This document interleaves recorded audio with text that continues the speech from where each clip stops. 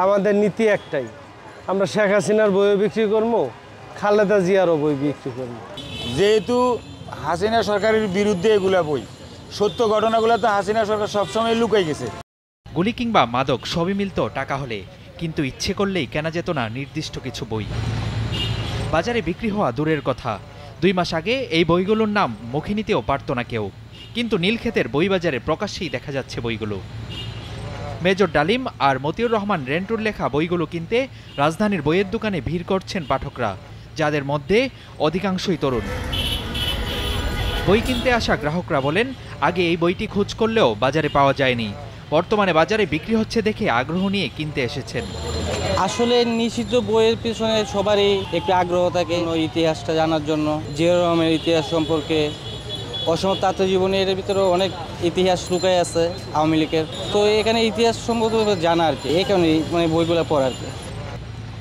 বর্তমানে জনপ্রিয় বইগুলোর মধ্যে রয়েছে মতিউর রহমান রেন্টুর আমার ফাঁসি চাই, মেজর ডালিমের লেখা আমি মেজর ডালিম বলছি, মারুফ মল্লিকের গুমের রাজনীতি। একসময় এই বইগুলো বিক্রি করা যেত না, তবে আওয়ামী লীগ সরকারের পতনের পর হঠাৎ করেই এসব বইয়ের জনপ্রিয়তা বেড়েছে বলে জানান বিক্রেতারা।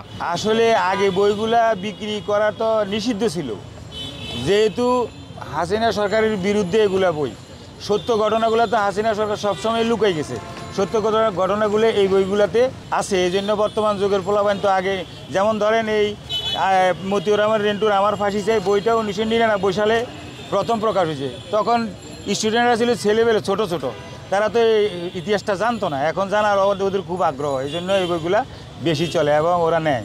সবচেয়ে জনপ্রিয় মানুষের পছন্দের বই, মানুষ স্বইচ্ছায় স্বউদ্যোগে তারা বইগুলো খুঁজছে। যেমন আমরা যারা বই ব্যবসায়ী আছি, আমাদের নীতি একটাই, আমরা শেখ হাসিনার বইও বিক্রি করবো, খালেদা জিয়ারও বই বিক্রি করবো, বঙ্গবন্ধুরও বই বিক্রি করবো, জিয়াউর রহমানের বই বিক্রি করবো। আমাদের বইয়ের মধ্যে কোনো শত্রুতা আমি নেই, বই হচ্ছে জ্ঞানের ভাণ্ডার। বিক্রেতারা বলছেন, প্রতিদিন শুধু নীলক্ষেতে প্রায় 1,500-এর অধিক আলোচিত এসব বই বিক্রি হয়।